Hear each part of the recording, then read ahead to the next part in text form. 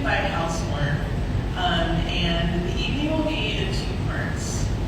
Technically three, just in the first one, which is getting familiar with each of our facilitators, our guests will be here for the night for the conversation.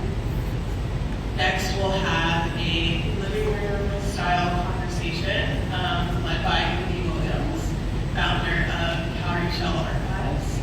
In the second half of the night, we'll have Journey lead us on a journey. Sorry, I had to,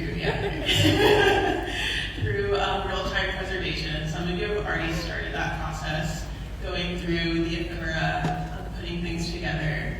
We're so excited to have you. If you take a look at your tables, you can get to know everyone behind me a little bit more through their stories. We also given you some prompts for thought and conversation that you're welcome to take with you when you get home. But for now, I will hand things over to Kenny and the crew. Hi everyone, how's everybody feeling? Yeah, come on. Like Kayla said, this is not your average panel. This is a living room conversation. So go ahead, get comfortable, get relaxed, get your coffee, and we'll get right into it. My name is Kennedy Williams. I'm the founder and creative behind Cowrie Archives, which is an oral history documentation project where we try to just document as many Black stories as we can because every Black story matters. I want to go ahead and let Marco and Journey introduce themselves today. Okay, hi everyone, my name is Journey Harris. I am many things, currently an urban planner, and I live in Washington, D.C., which is where I was born. But I was raised in Jacksonville, Florida, and I guess I'm someone who engages with the practice of preservation, so we'll get into that later, but nice to meet you all. Marco Cowrie, originally from Slidell, Louisiana. I've been here since 2005, and as of now, I am a collector of vintage clothing and a stylist. So nice to meet y'all. Beautiful. All right, let's get right into it. Of course, today we're going to be talking about preservation, specifically of Black culture. Happy Black History Month, by the way. Best way to enter Black History Month, yeah. And I want to go ahead and ask Journey and Marco, what word do you use to describe some of the work that you do? Preservation is a word we're using a lot today, but do you identify with the word preservation is? Not really. So, like I said, I'm an urban planner by training, and so when I hear the word preservationist, I tend to think of historic preservationists, and those are typically people who are interested in preserving buildings, homes, physical objects, and that's not really something that I'm particularly interested in. I think preservationists in that sense, historic preservationists, they tend to get a bad rap because they can be, historic preservation societies tend to be old and white, if I'm being honest. And so Black people and young Black people tend to be excluded from that practice of preservation, especially when it comes to preserving physical objects and preserving history. So I distance myself from that word because of how it's typically used, but I do be preserving, you know? So, and I think I'm mostly interested in the history and culture that can't be touched, like the things that you remember and the things that you keep. And I was talking to Marco earlier, and I was saying that when I was younger, I loved to keep things. I thrifted a lot because I had a lot of money, and I really liked stamps. I had a weird collection of stamps from gifted class. You remember that, Charles? So I've always kept things, and now through education and through learning a little bit more about the practice, I realized that I wasn't just hoarding, but I was keeping, I was preserving. So kind of refining from being a hoarder to a keeper, and then more formally a preservationist. So I don't really use the term, but if I had to describe myself as for a grant, for example, yes, I'd say I'm a cultural preservationist. Yeah, that's very real. I do love the word keeper though. Yeah. I feel like it feels warmer. Yeah. In urban planning, there's a term called placemaking, which is about how you establish an identity of a place through activations, And so placemaking also has some weird connotations to it because it's like, who's to say a place isn't made? And so the alternative term is placekeeper. And so that's also some of the work that I do like professionally. So I think keeper is something that I also just really resonate with. Marco, I'd love to hear what you think too. No, I agree with Jeremy. Just because, well, I would say I call myself an archivist. And when I think about archive, I think of museums. So I love how at a museum sometimes you can actually touch the item, but you have those items behind the glass, and you just see it displayed, and you're like, man, that's one thing I'd love to just look at and just be proud of owning it. So, yeah, archivists, I would say that. That makes sense too. I think when you mention like you see it and you think to yourself, I'm so proud that I own this. No. Like when it comes to fashion specifically, I can see how archivist feels like more relatable to you. And then I know some of y'all were at the table, but I have a t-shirt over there from 1980 in Washington, D.C. They had a parade, and they called it, I'm pretty sure it was a college day, Black College Day parade, and it was just inspiring the youth to make sure that they go to HBCU, and I have a original t-shirt from over there, and you can see the news articles from the different people wearing the t-shirts and everything, and like the signs. So yeah, it's just cool to have stuff like that. Definitely.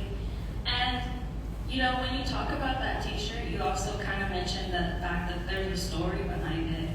And that kind of brings me to wonder, how do stories express themselves differently based on different types of preservation? So for you, Journey, how would you say that Black stories express themselves to you in your work?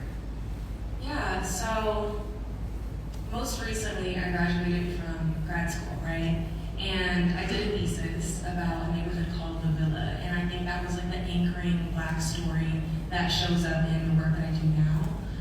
One, because La Villa's in Jacksonville, Florida, so that's where I grew up. So I was in a choir in La Villa. There's a museum there that holds a lot of Black history called the Ritz. And so I was in the choir at the Ritz. It was a great time, and I have personal memories and attachment to this place. But through my research, which I do a lot of research from my psych background and from working in urban planning, through my research, learning about La Villa and how it's changing now, I became really drawn to the stories in the place, the historical stories of this place. And I'd love to share a little bit more about what I came across and what was interesting. So La Villa was a Black neighborhood in Jacksonville, and this is where a lot of the artists, when they were performing in the South, they passed through La Villa. So there were hotels where they would stay. Duke Ellington would perform there. They call it the Harlem of the South, which people don't know that, but I'm telling you, I swear it's a real thing. We call it the Harlem of the South because it had that same kind of richness as Harlem in New York.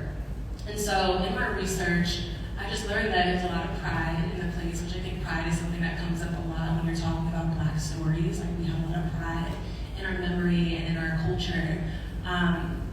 So yeah, did my research on La Villa, and there was a park that was actually being developed in La Villa today, right? So after I left Jacksonville to go to college, La Villa was a place that was kind of empty. There wasn't a lot of development, and if you went there, you wouldn't know that Duke Ellington, Zora Neale Hurston, like all of these greats that we celebrate during this month and every month, that they have attachments to this place. And so with the development of this park, I became really curious about what Black stories were they honoring in the development of a physical space, of a social space. And I learned that the designers, they did not do the kind of research that me, as a former resident of Jacksonville, as me that has an experience in La Villa, they didn't do the research that I would have done. And so this park was called Lift Every Voice and Sing Park, named after James Weldon Johnson, who wrote, the national anthem, right? Who was born in Jacksonville and from La Villa. So him and his brother are from La Villa, and this is why this park is called Lift Every Voice and Sing. The school Stanton, the high school, was where he was a principal, all in La Villa. So it's as James Weldon Johnson and John Rosamond Johnson. However, there were some things that they did not understand about Jacksonville culture. And so my research was looking at how the Black Jacksonville residents actually utilize public spaces, right? So if you throw a park in a place, but there are swings, but people prefer to play football, and there's no place to play football, then maybe you miss the mark, right? And so I'll say that Black stories have informed the way that I think about research, because I realize your research does not have to be numbers all of the time. Sometimes your research is anecdotes. And those stories, they inform the way you design. And so that's how I'm always thinking about my work right now as someone who's interested in spatial design and parks and public spaces and social activity in places. What can I learn about, what can I learn from people, from residents? What stories are important that need to be in a physical place? What references provide context that make this place come alive? And so I talk about Lugula all the time now because so many people forget about this place that still exists, and they're still trying to figure out ways to keep that story and that memory alive. And so I think that's amazing. And also the stories just get a little deeper. And so, yeah, I think Black stories and research, they go hand in hand for me in my work. Yeah, I actually want to take a step back and think more about what you're saying about places specifically. For me, I'm originally from California. I don't think I shared that earlier. But I went home for a few months to kind of document stories back home in California. And a lot of it was with my family, just people that I never really sat down and asked them about their story before. But I noticed such a big difference in the way that they described certain parts of their lives, being Black and from California, and the way that they reference the South, especially my grandparents, who their parents were from the South, but they grew up in California. And we've been in California so long, I think it's easy for us to just think we're from there. But when I talked to my grandparents and they talked about having that connection of going to the South during the summer and things like that, I realized that because I've been doing most of my work in Atlanta, I kind of wasn't realizing some of those cultural differences between what it meant to be from here and what a Black story would look like versus when I went back home. Which actually, I also want to talk to Marco about being from Slidell and how Black culture in the South is unique, especially for you being from Louisiana, which is pretty different from other southern states. When I think about Louisiana, I think about being at my grandmother's house and just waking up in the morning. She always get on to me. She'd be like, "Yo, make sure that bed is made up before you get up out there." But then also waking up and smelling the aroma of bacon and grits and what I'm saying, pancakes and stuff like that. But before I walk out the house, I'll be told yo, you're gonna be in a Mardi Gras parade, so make sure you got on your best fit, make sure you brush your teeth, wipe behind your ears and all that. But I remember just coming out of the house and outside it would be a old school car, and my friend, which is really my mom's daughter, my mom's friend's daughter, we'll be both doing the parade and sitting on the back of the car and just throwing beads and smiling. Your cheeks be hurting because you're smiling so hard at everybody.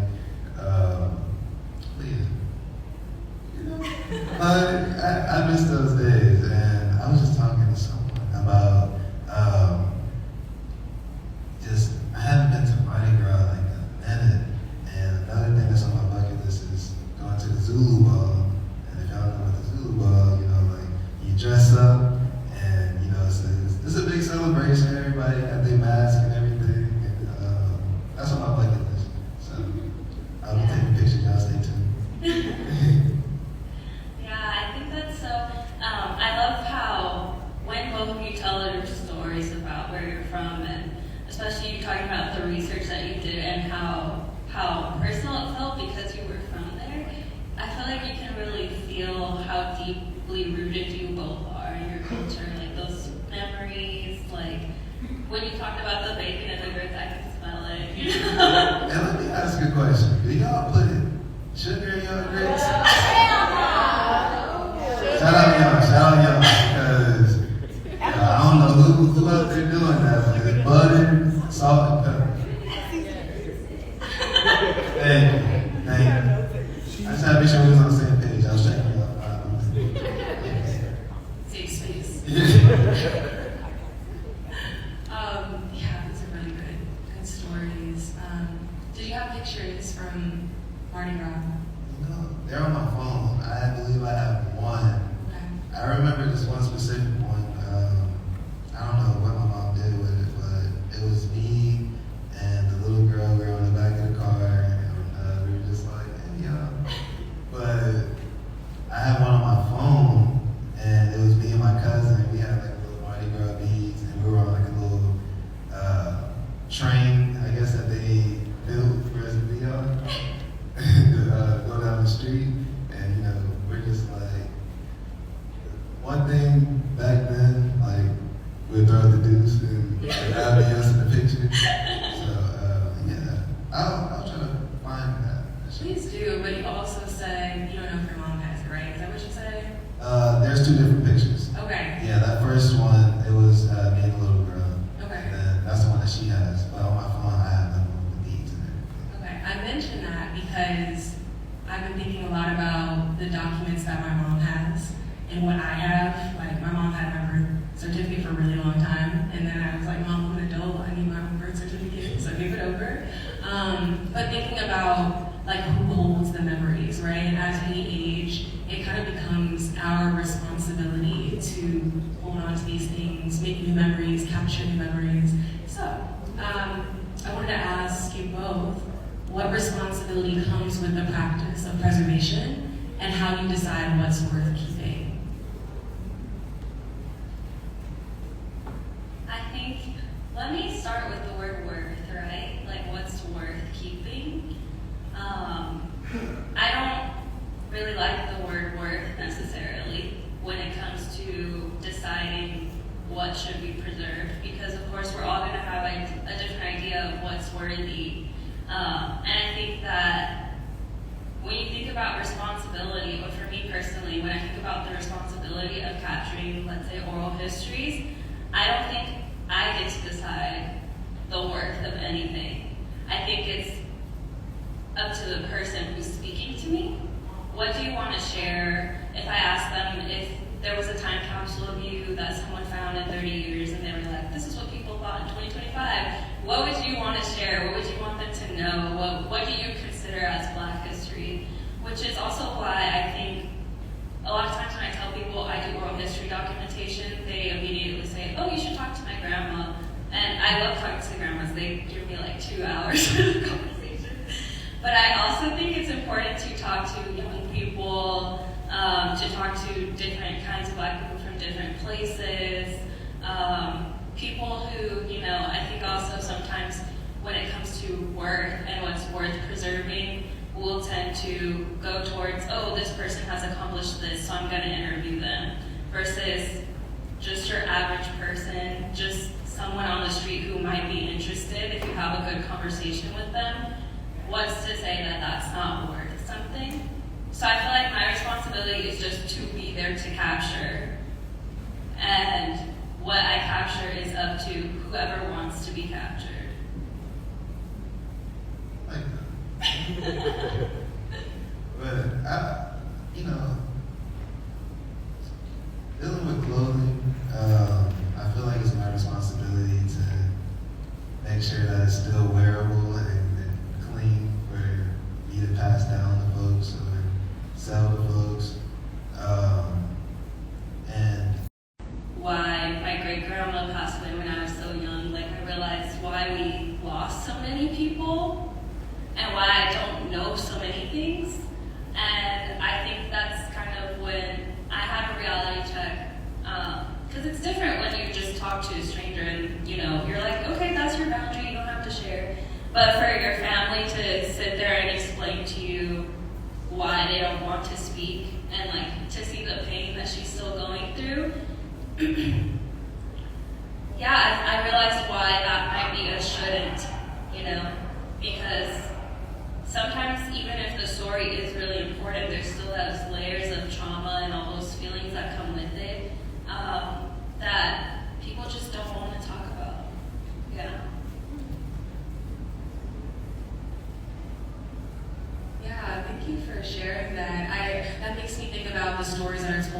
family that are never formally documented, right? And I think that's the power of oral history, is that if you continue to share it word of mouth, verbally, that story gets to live on, and you kind of get to gatekeep it from institutions, which I have some gripes with institutions that withhold a lot of our stories, and a lot of our memories, and like for James Weldon Johnson, for example, most of his archives live at Yale.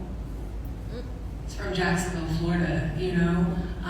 And so we don't even have agency, and we don't have ownership over some of our stories. So I think even your grandmother having a conversation is a way that that story still gets to live on.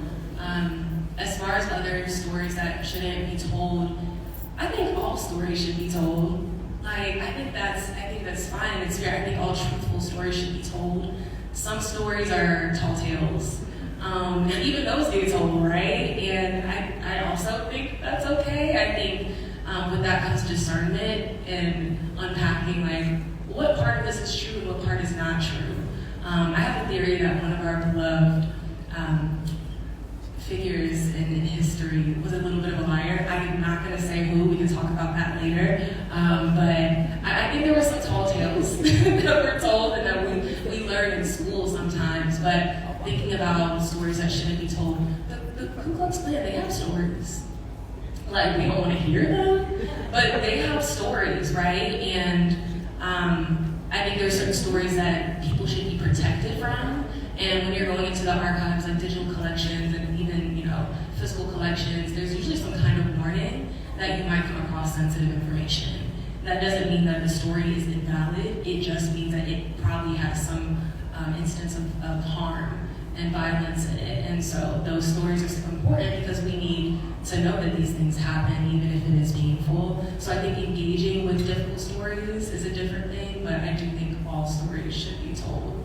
Yeah. I have something to say real quick. As y'all were speaking, I thought about this one moment. My girlfriend, she's a professional dancer, and they casted a lot of dancers for the recent Color Purple.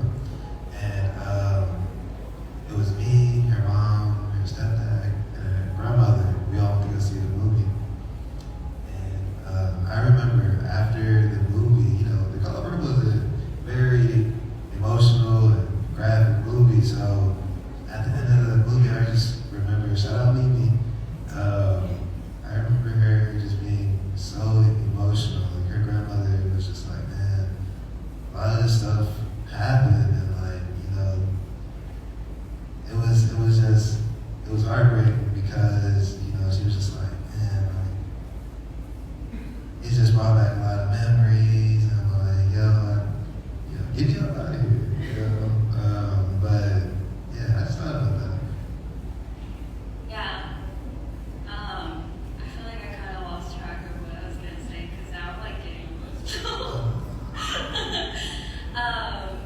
I think that what both of you said makes a lot of sense in terms of like deciding to tell the hard stories, but sometimes because people cannot tell those stories, we do end up like losing certain things.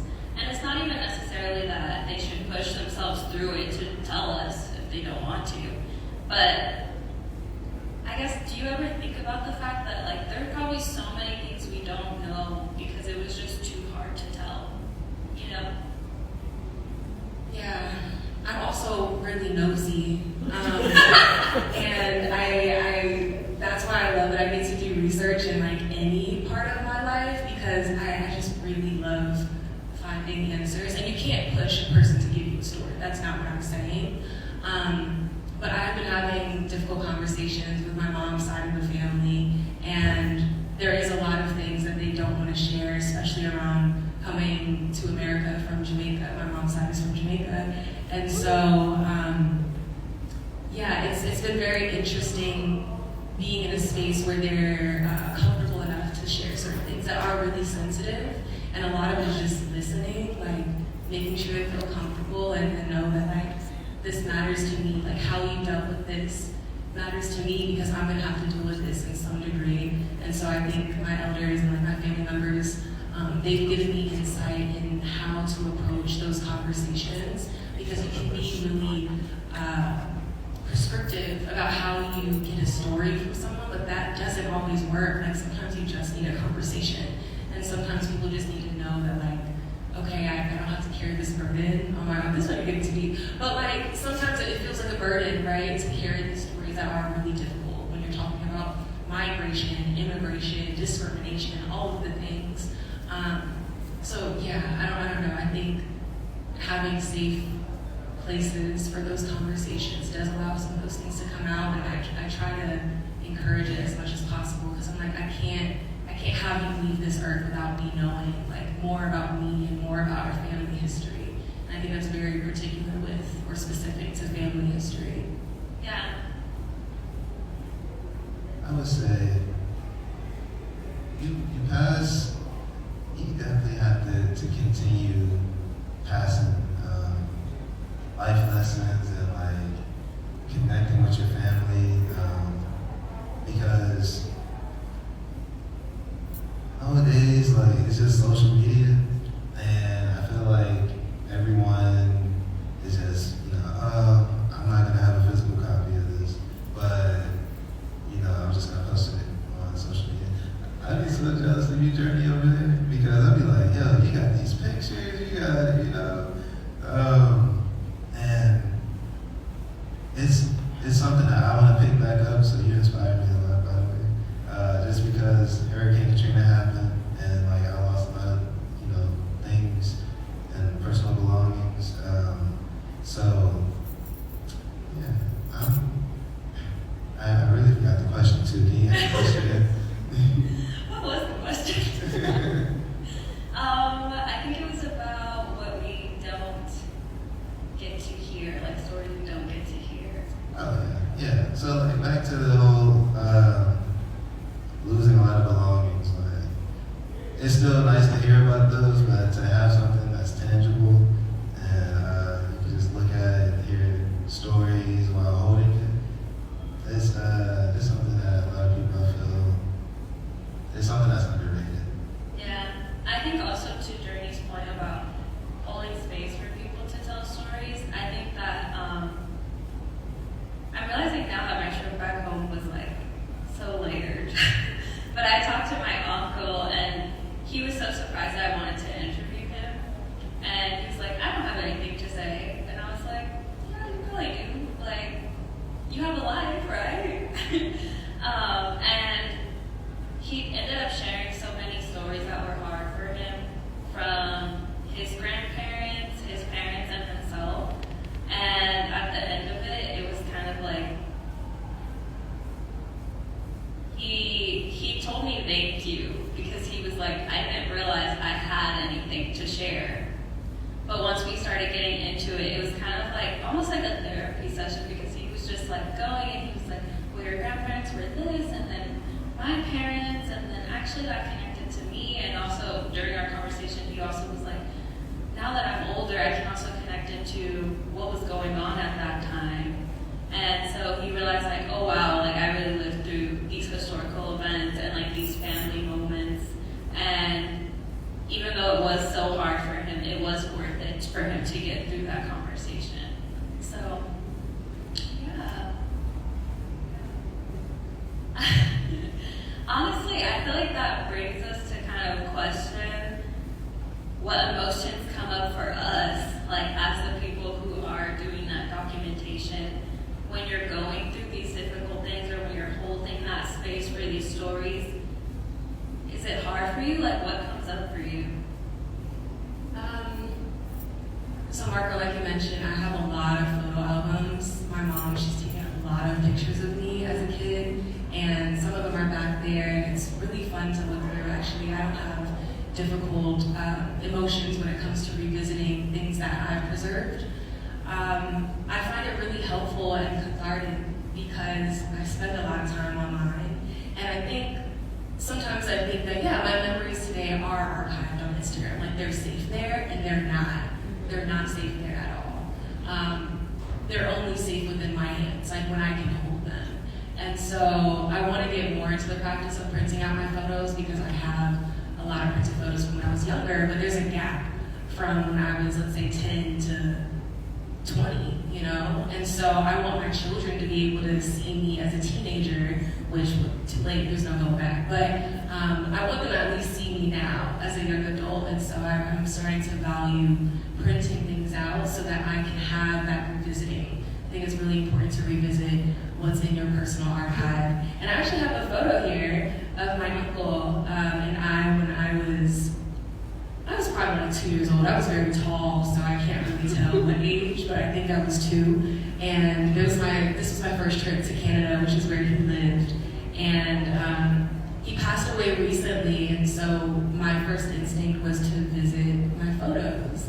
And I was looking through the photos, and I was like, wow, like no one could take that memory from me because it exists here and here and also here. It's very physical. And so the emotions that come up for me is gratitude, really, that I have memories that can't be forgotten. Obviously, there's disasters that happen, natural and unnatural disasters that happen, that take away memories from us. I think about places that have lost their language, places that have lost generations of people, and there will be no more lineage. And so I feel very grateful that I get to look back on my memories and know that it still lives on. And now I just want to make a more concerted effort to preserving them, like taking that preservation seriously, making sure that my photos aren't bent up, you know, making sure that the best day that I had that was captured on my phone is also printed, so I can save that, organizing the things that I have. So it's a mix of gratitude and also like a call to action. Like, this has to happen because no one else is going to preserve my history for me in the way that I need to have it preserved. There's so many layers to everything you just said. I feel like I have 5 points off of that.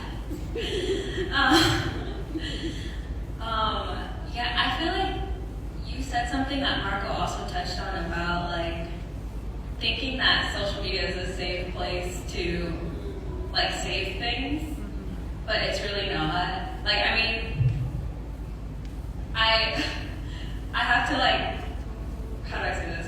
So I like my iCloud storage is almost up, and I was trying to like go through some old pictures and download them, and it wouldn't let me. And I was like, oh, Apple wants to paywall my pictures, and that kind of made me realize like I have 15,000 photos on my phone. I should probably figure out what I want to print out before this technology is like you don't get to access that. Or before someone else owns it and then makes you pay to access it, Yes. such as a Yale or other institutions. Like, you cannot access memories that it might be your grandmother in their archive, a picture you've never seen, and you have to pay money to be the archivist to get that photo. It's unfair.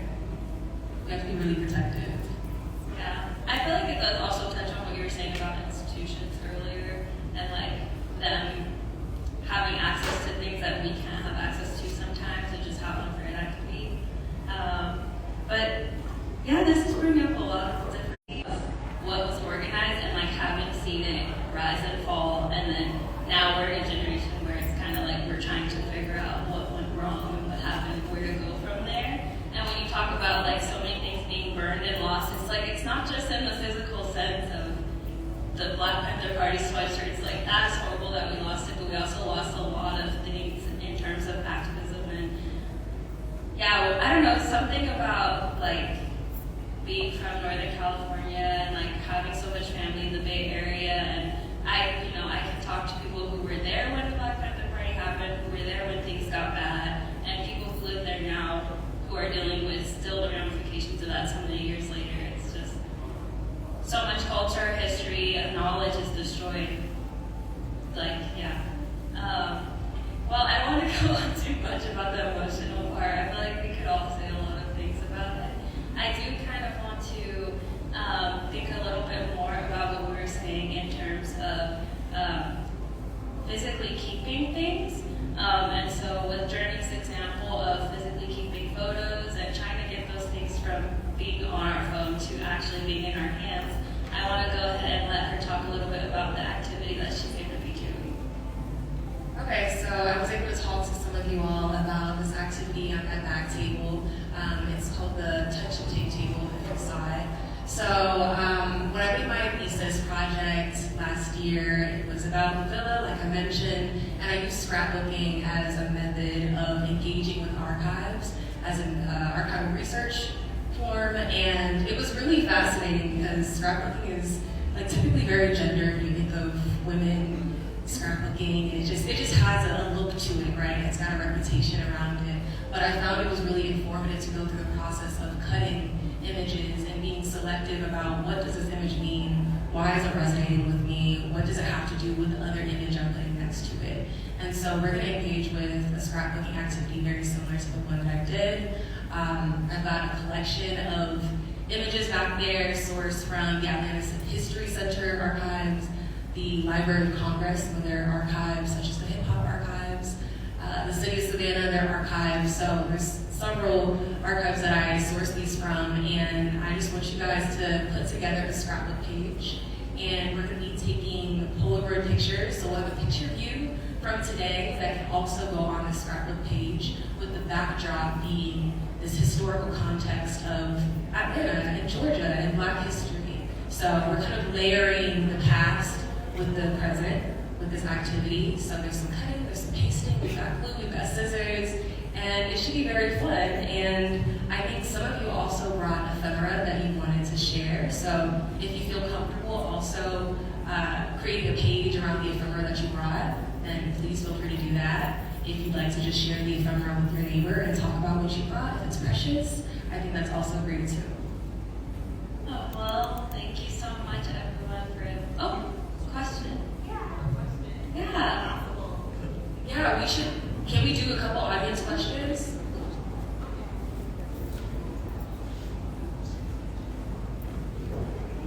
I'll be the Dana White, so Okay, perfect. So this has been amazing. I found out about this via social media, and so for me, this is an exciting conversation to be having, and my mom always is the first one. My grandmother was one of the first archivists at the King Center, literally in 1969. And so this practice has been something that I've just always admired and appreciated, and my mother always says, people don't tell stories, they tell their truths. And so really wanting to emphasize that. We've all said a number of things that I just wanted to just quickly comment on. Just the heart-wrenching aspect of people losing and not having access to being able to restore and keep their things. And it made me think about Zora Neale Hurston and how literally I watched a documentary about her and how literally because in her older age she was considered to be poor. What they would do in the South is burn your home and whatever things in it, and just how somebody realized who she was and stopped that from happening. And just to think we would not have had a number of the things that were able to be preserved if that had not happened. Secondly, I wanted to also just say, just the whole aspect about like telling stories and just the feeling around how, when I think about it, I talked to somebody who was like 98 years old, and what he was saying was how in the South specifically, we are, when it came to telling your stories, it was literally a matter of life and death. Because your pride, your oral pride in the South really did affect your sentence as it relates to being able to walk around freely and being able to be looked at as like an uppity Negro or whatever. That type of stuff is not allowed. And so now for my question, those are just statements I was like, y'all better. Okay, so my question is, as a lot of us here consider ourselves to be archivists and creatives and artists in many ways, what do you all feel about being able to preserve your process while you are in it? So yeah, that's like, we don't know what's about to happen to ourselves, right? Like I can imagine that Zora Neale Hurston was once in it, and mind you, her practice was different, talking about researching. But for many of us who are not used to preserving our process in the way when it's lively happening, what would you all say to that? I think we're all excited to answer that. I want to say that I actually think about that all the time, especially because there's so much going on right now, like especially with the National Archive, like they're probably literally just deleting stuff. They're like, no, that didn't happen, that doesn't exist. And I think all the time, like, well, I don't want to get spooky, but I just think all the time, like, what if what we are actually preserving right now is going to be like all there really is, you know? What if our efforts start being targeted, you know? I think about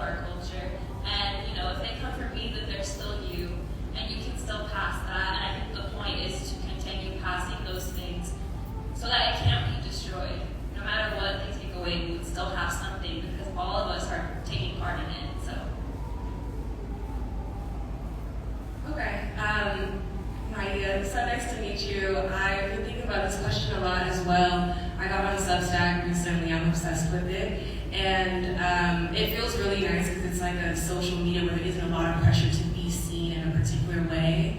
And it made me think about, okay, as I'm doing research for something like this, which is like presented to you in a particular way, what are the small things that I could share there and be like, oh, I saw this was interesting.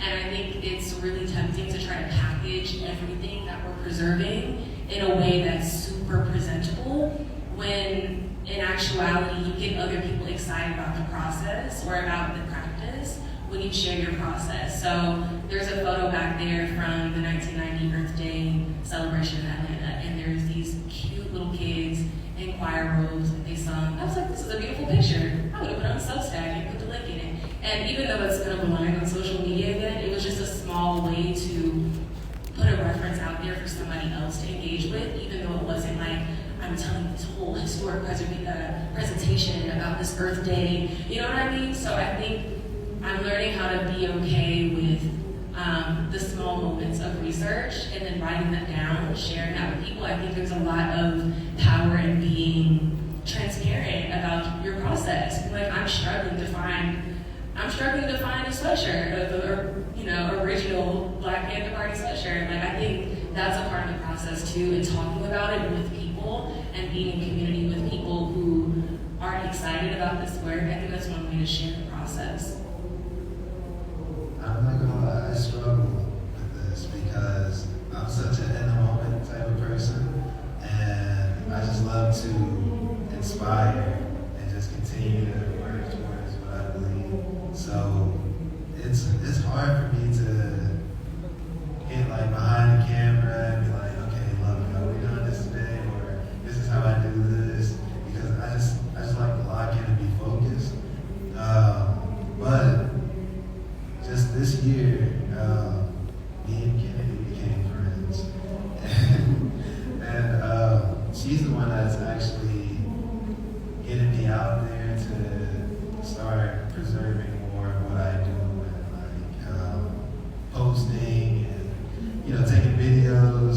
It's just not something that I do because I'm so shy, and I just like to be inspired by myself and just be like, okay, I like what they're doing.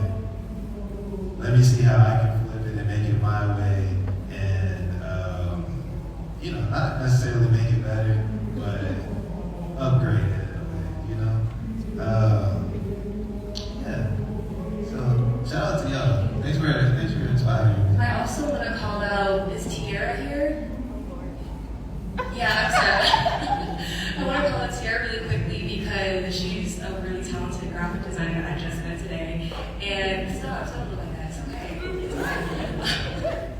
On her website, she has sketches of something that she created, and I think I was really inspired by that because you show a final product and you also show the sketch, and I think that's something that artists and creatives should be doing regularly. Keep the sketches, like keep the first draft. That's part of your archive, not just the final product. So I just wanted to say that. I see some other folks have questions. I think we have time for one more so we can get to Jeremy's activity. I'll let the panelists decide.